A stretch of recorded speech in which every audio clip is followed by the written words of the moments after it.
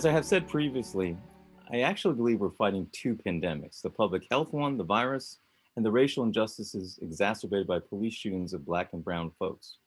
When we narrow our lens to the workplace, things aren't much better.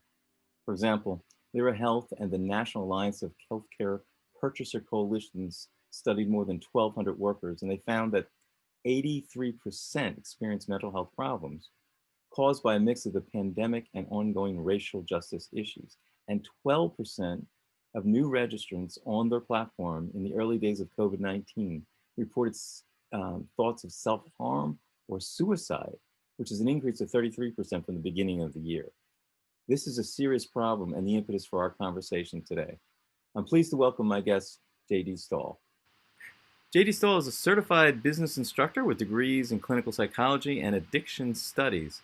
Now, during the past year, he's taken an approach to focus on various psychological, philosophical, and sociological studies in order to address issues that he sees arising in the general public.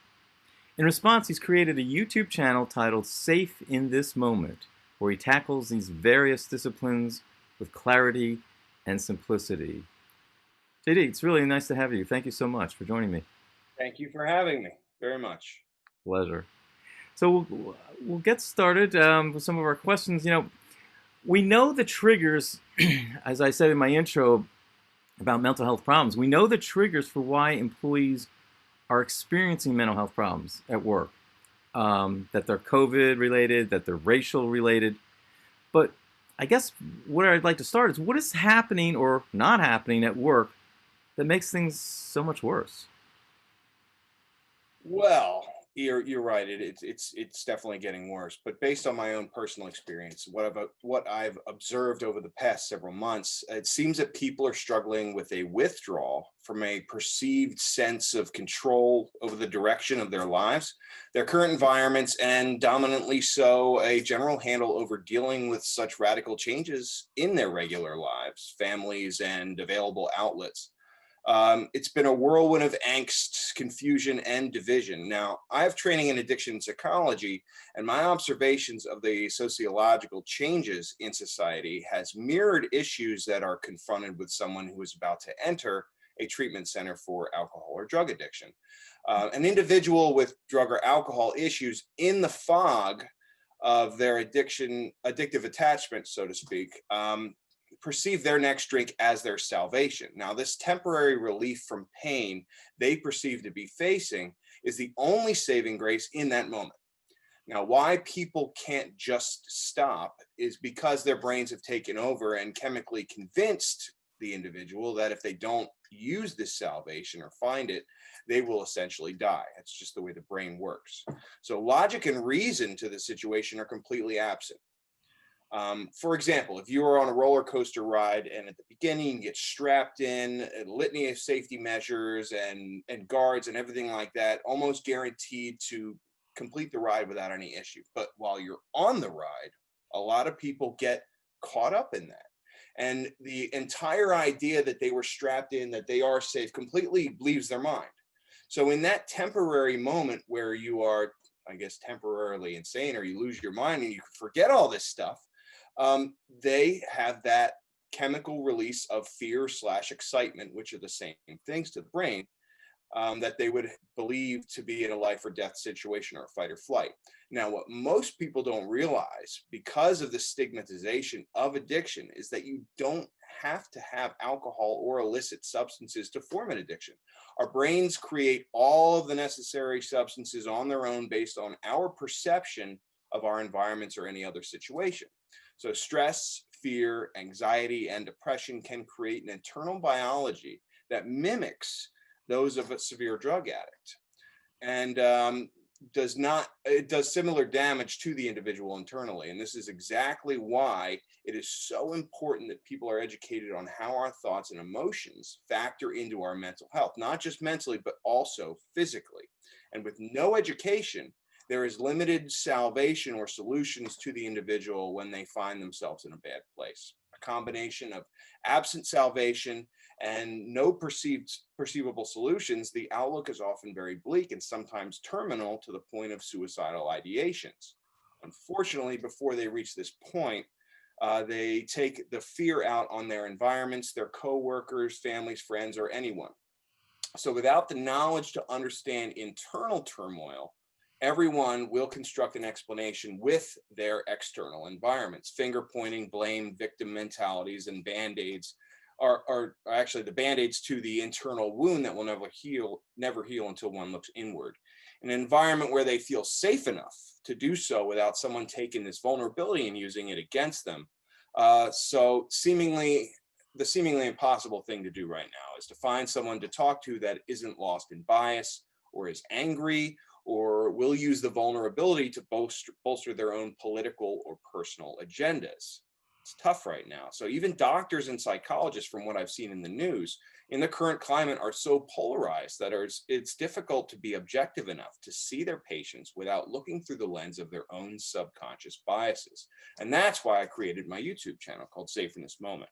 I modeled it to be as much of a safe haven for the individuals to take off their struggles for long enough to find themselves again in a non-biased environment. The general idea is to educate and offer the ability to be mindful of their attachments to their addictive ideologies, their moral beliefs and opinions, yet at the same time, not to be instinctively reactive to these things and how they treat other human beings. Mindfulness is key here, and it's something that should be implemented in workplaces nowadays. Employers run off efficiency and predictability, reducing as many variables as possible in order to achieve the most control over a projected outcome.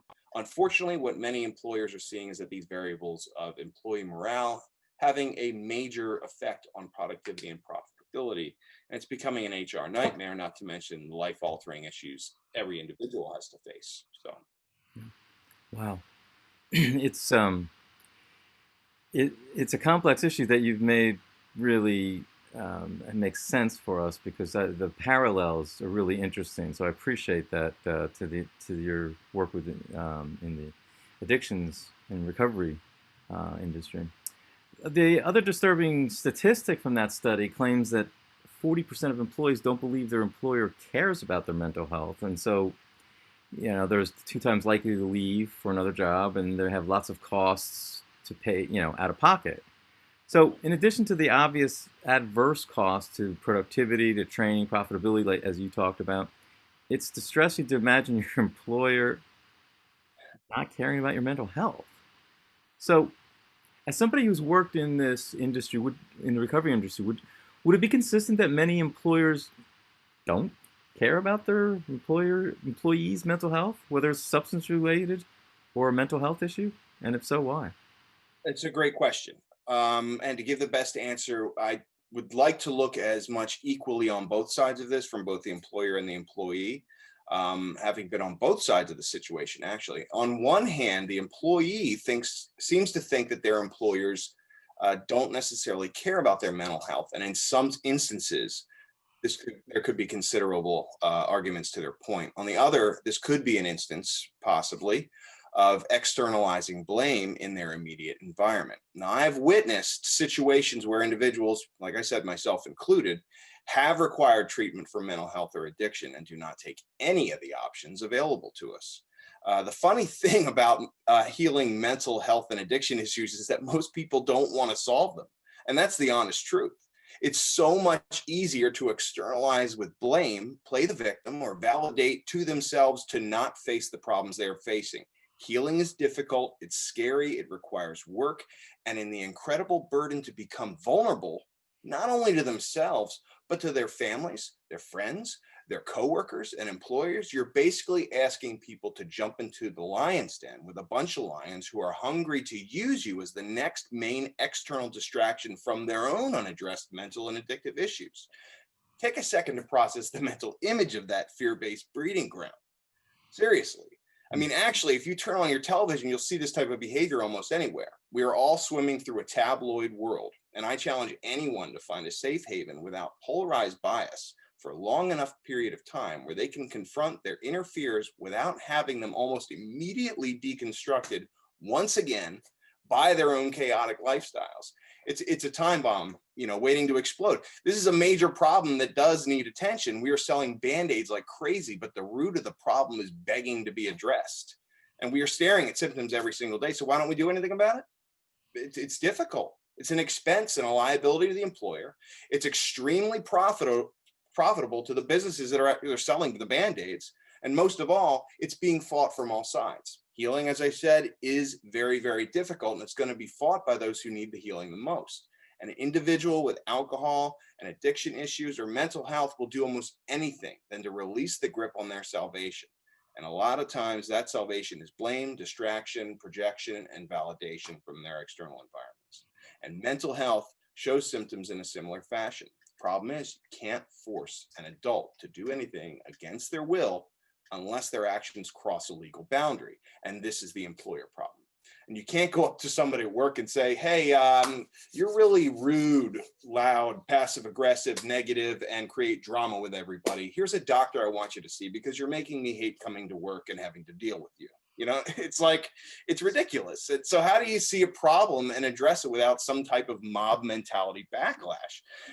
Being so, employers back away and leave it into the hands of their hired adults to take care of it upon themselves and ask for help, or give them enough rope to step into a problem deep enough where they're legally allowed to document enough reasons to get rid of it. And in turn, most employees return the favor of this freedom with blaming the employer about not caring. But, you know, there is obviously exceptions to this. Healthcare costs give employers enough of a reason to turn a blind eye and only care so far for the employee for the hours that they are on the clock. At the end of the day, it's a business, and for many, the main focus is on profitability and productivity. But the quick summary about that is there is an equitable solution, I believe, for both sides of this ongoing issue, and that plainly is to actually tell the truth about it. The problem with attempting to match predictable profitability and productivity with affective sensibility of employee emotional welfare is that there is rarely a balance that can be implemented to address a group need. People are expressing individuality more and more, and we can see that everywhere.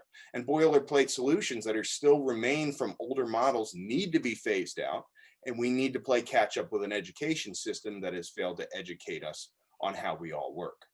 Education's not only needed, it is essential at this point. And I firmly believe that if we ignore it for any longer, our society will slip faster and faster into its own demise by exacerbated addiction issues and division and deception, and eventually a worsening degree of violence. But we're starting to see that, and this is why. Yeah, and I appreciate the balance in your response because it's not just the employer's problem. You're right. I mean, there's responsibility. I don't like to talk about blame as much like as you said too. It's more about responsibility, and there's responsibility on both sides. So I appreciate that. Do you think that, or have you observed people or employees using chemical substances, drugs, alcohol, pills to cope with COVID or the tensions from racial injustices? Absolutely. And as sensitive as this topic is, because, people love playing their own doctors, first of all. It's another way to feel more in control of our lives when we don't have it in other ways. So we all do it in some ways, whether it's coffee, cigarettes, alcohol, television, gossip and drama, or gambling. Basically, any distraction we can use to get pleasure or a chemical equivalence of momentary peace in a moment for our everyday struggle to survive in that lion's den I mentioned earlier. But pretending that you have no vulnerabilities is extremely exhausting. Just ask any mother out there who doesn't feel safe having a bad day in front of the other mothers, or who feels as if, somebody whose entire race isn't given the respect it rightfully deserves. It's 2020. It's absolutely maddening to an intelligent individual that we are still dealing with any type of racism or sexism or anything. Politics exists as a completely separate circus for our society, and the amount of reductionist formatting that has been injected into our lives is enough to make someone sick from dizziness. Yet people feel forced to participate, else they risk being ostracized. I have so much compassion for the current killing floor that's going on out there for the citizens of the world feeling obligated that they must march through all this. It's almost impossible to stand up for something you believe in without being slapped with a label or being reduced to an anarchist. So people drink or use drugs to cope with this sad reality. And can you blame them? I don't. I've been there too. And that's why I focused on a solution of education, mindfulness, and unity. Honestly, people are doing, and we're all doing the best that we can do with what we've got. What each of us has wildly differs, and that is where the breakdown comes. We're all speaking different languages taught to us by our families, friends, and our personal fears and traumas. We're all different people, forced to identify into very few identities. And that, of course, leaves holes. And we fill those holes with alcohol, drugs, attachments to morals and ideologies that hurt others or try to control them. And essentially, it's all about fear. Every human being is an addict. We are all feeding our fears with some type of salvation, period. But if your salvation to your fear is hurting yourself or imposing will or judgment on the lives of another, then you have your problem. Yeah. Wow. You know, I I like that we talked about the responsibility on both sides. So okay, so let's and you talked a little bit about what we can do, but what should employers be doing differently? What should employees be doing that can stop this impasse of nobody dealing with it? We got to play a bit of a catch up here. So I would say lots of training. Mindfulness education, talking about meditation, teaching people about their own psychology and mental health before there's a problem, being proactive. More importantly, the people need to be able to voice themselves without having a bias imposed on them. And for this reason, I feel that outsourcing, say, neutral third parties is essential to helping employees feel as if their voices will not impact the signature on their paychecks, because people are conditioned to sit up straight and posture when they know their lives are on the line. And nobody wants to go to an HR department that's part of the same lion's den that they've been wearing the mask to buffer themselves from. Unfortunately, that type of fear-based leadership is exactly what is congesting everybody's subconscious, causing so much externalization in the workplace. But remember, you can't force a full-grown adult to take advantage of a mental health assistance, so it's up to the individual to take part of any offered services. But the overarching understanding of these services should be that nobody is excluded. Nobody is perfect. Every single human being on this planet has something that they can work through. How they choose to do so and who they decide to aid them in the venture is up to them. But managers can step up and take some weight off of the employees by being sensitive to this fear-based, corporate structure. Some managers are out there just because they were good at the job that they are now managing others to do. And there's very little emotional intelligence training that actually goes into taking that vertical step into management. So, they just instinctively believe that the management style that worked for them is going to be effective for their subordinates. But like I said, everyone speaks different languages, and as fallible humans, like we all are, tack on the personal biases of that individual they are carrying, and then the complexity of the entire problem explodes to even more variables. So you see here, the goal is to focus on creating a comfortable and safe place to work where everyone feels heard, and there is a zero tolerance policy for gossip, drama, passive aggressive undertones. I mean, we aren't in high school anymore. And once people feel safe at work, even if it means having a bad day, then they will perform as the individuals that they were initially hired to be. Managers need to tend to the individual with sensitivity, not so much standing behind them and trying to extract productivity out of them like a dairy farmer. And for that, we have to keep in mind that upper management also creates a lower management problem by misunderstanding the employee morale dynamic. So it gets complicated. It is a lot of levels to it. It's what you said reminded me of what I talked about in class. We were talking about authenticity as a competency of leadership, and I said, we're all freaks. We all have something Absolutely. that makes us. So let's just love and accept everybody for what we are and what we bring. Yeah, Mhm. definitely, definitely. Um, we can wrap it up soon. I just because we've covered so much, and I really appreciate that. I want to for you to get a chance to get another plug in for your YouTube channel and how people can find you, because I think sometimes a approach that is just more about education and training and maybe not as threatening to people, because it's like, oh, we're all doing this education together. So, and I'll put it on the screen too. Tell us again the how the folks can connect with you on YouTube. Well, I have a channel called Safe in This Moment. Um, and they can connect with that on YouTube. And I post a lot of things about mental health or psychology or philosophy or sociology that they can necessarily work up to. But so Good. yeah, basically, if you go to YouTube and type "safe in this moment," it'll pop up, and there'll be a bunch of videos. And of course, I'm open to taking suggestions of talking about different topics as well. So Great. Yeah, I think when you talked about the underlying fear, I don't think we can emphasize that enough. That is such an important insight that you offer, and I really have seen that, and I've experienced that myself. That we just at the core, everything is fear. And when you're in a safe environment, like you're talking about creating, if we can create that, then the fear maybe doesn't go away, but maybe dissipates or becomes less immobilizing. just to kind of wrap things up about what I said, there's 328 million people in the United States. We all speak different languages. We need translators and unbiased balance keepers, and every single person is experiencing something they struggle to explain. We are all addicted to our definitions. We have all accumulated through our lives. We are in a marathon race to the end with no breaks in sight. We need to give each other a break.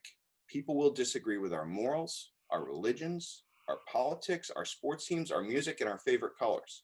But that's the best thing about this country, our diversity, like you said. I think it's time that we remembered who we are and allow that to actually bring us all together instead of tearing us apart in the lion's den. But when I look at people, I see so much love underneath their armor they've been forced to wear out of protection from their own fears. I just want everyone to be able to have a holiday from this battle long enough to remember that we're all in this together. Like I said before, people are doing the best they can with what they have right now. But the way I see it, I know we can do better for ourselves and for each other. And I think it's time for that change. I I, believe we can do this. I believe in us, Santa. I couldn't agree more. And yeah, let's let's end with that. Let's give each other a break. Um, we really deserve to, give a pass and just let each other be. Yeah. Thanks again, JD. Thank you very much.